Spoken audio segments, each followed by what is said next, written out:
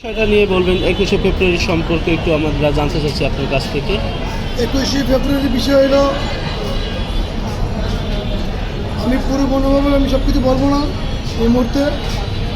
21শে ফেব্রুয়ারি আমাদের সকলের জন্য, হিন্দু মুসলমান জামাত বলেন বিএনপি বলেন সকল ধর্মেরই এই 21শে বইয়ের মেলা হচ্ছে। সেখানে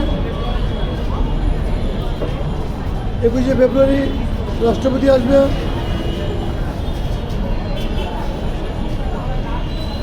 জাতীয়তাবাদী দলের অনেকেই আসবে, অন্যান্য সময় জাতীয়তাবাদী দলেরও অন্যরা সময় 21শে ফেব্রুয়ারি আসে না, কিছু লোক সকালবেলা আসে।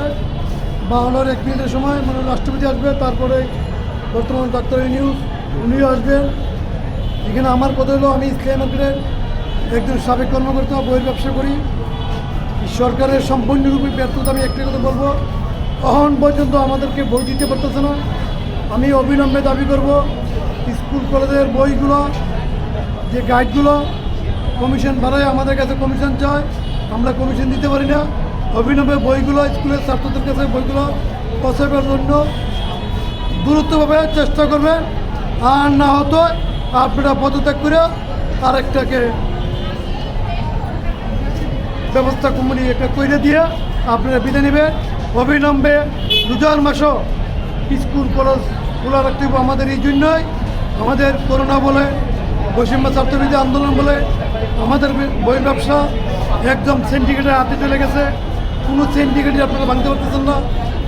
আমি জাতীয়তাবাদী দলকে বলবো, আপনাদের নিজের স্বার্থে কথা বলেন না। আর আমার জীবনে আমি আব্বাস তালুকদার, আমার ব্যক্তির স্বার্থে কখনো আমি কথা বলাই। যখন আমি দায়িত্ব ছিলাম হবিগঞ্জ লাগাই থানার 3 আসনে, এরপরে আমার মার্কেট ইসলামী মার্কেটে যেখানে আমার কর্মজীবন, সেখানে যখন আমি দায়িত্ব পালন করছি, আমি কখনো আমার ব্যক্তির স্বার্থে আমি কইনি। আপনাকে সেখানে নিয়ে গেছি, আমার অভিযোগ গেছি, নামাজে গোল করছি, আমি এলাকাতে একটা মসজিদ করতেছি, সেই জন্য আমি কেউ কোথাও হাতে পারি না। আমার নিজের সমর্থন টাকা দিয়ে এই মসজিদ করব, স্কুল করব। কিন্তু আমাদের ভিতরে এখন দেখা যাচ্ছে জাতীয় নির্বাচন না স্থায়ী কমিটির নির্বাচন, যে নির্বাচন হোক, ডাকসু নির্বাচন দেন, স্থায়ী কমিটির নির্বাচন দেন, যে নির্বাচন দেন, জনগণের যে মঙ্গল হবে। আর আমার বৈষম্য ছাত্রবিরোধী আন্দোলনের কারণে আজকে আমরা দেশ স্বাধীন পেয়েছি। আবার নতুন করে বৈষম্য বিরোধী ছাত্র আন্দোলনকারীরা যে অবদান রাখছে আমাদের জন্য। আমি একজন পুস্তক ব্যবসায়ী, আমার দোকানের নাম হলো আব্বাস বুকখানা। স্কুলের বই পাইতেছি না, বোর্ডের বই পাচ্ছি না। আমি আবার এই কথা বলতেছি, ডাক্তার ইউনুস সাহেব, আপনি অবিলম্বে বইগুলো দেওয়ার জন্য চেষ্টা করুন। ব্যবসা কিন্তু স্কুল পোলাপানটা কিন্তু বই খাতা নিয়ে কিন্তু তারা পড়তে পারতেছেন। আপনি মোট বই দিয়েছেন 3টা, বাকি বই এই সিন্ডিকেট করে লিখেতে 100 টাকার বই 500 টাকা বেছে, 500 টাকা বই 1000 টাকা বেছে। হিসাব সিন্ডিকেট আপনার ভাঙতে হবে। না ভাঙতে হলে আমাকে সহায়তা নিয়ে, আমি মার্কেটের সাবেক কর্মকর্তা ছিলাম, বর্তমান যে কুড়ি আছে তারা সিন্ডিকেটের সাথে জড়িত আছে। ফুল 12 জন কুমুরি তারা সিন্ডিকেটের সাথে জড়িত আছে। এই সিন্ডিকেট ভাঙ্গিয়া যত আওয়ামী লীগ আমলে নির্বাচন হয়েছে, অনেকগুলোই আপনার বিলুপ্ত করছে। এগুলো একে এক করে নির্বাচন দেন, যা খালি সংস্কার সংস্কার সংস্কার, শুধু সংস্কার করলে হবে না। ডাকসু নির্বাচন দেন, উপজেলা নির্বাচন দেন, জাতীয় সংসদ দেন, মার্কেট নির্বাচনগুলো অনেক দুর্নীতি হয়েছে।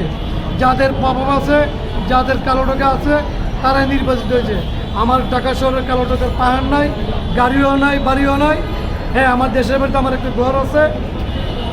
আমি জনগণের সেবা করে গেছি আমার মৃত্যুর আগ পর্যন্ত। আপনাদের পাশে আজকে যেমনি করে আছি তেমনি করে থাকবো। আমি তারেক রহমানের উদ্দেশ্যে বলবো, আপনার দলের ভিতরে আমি ডানমনি থানার 72 ডানমনি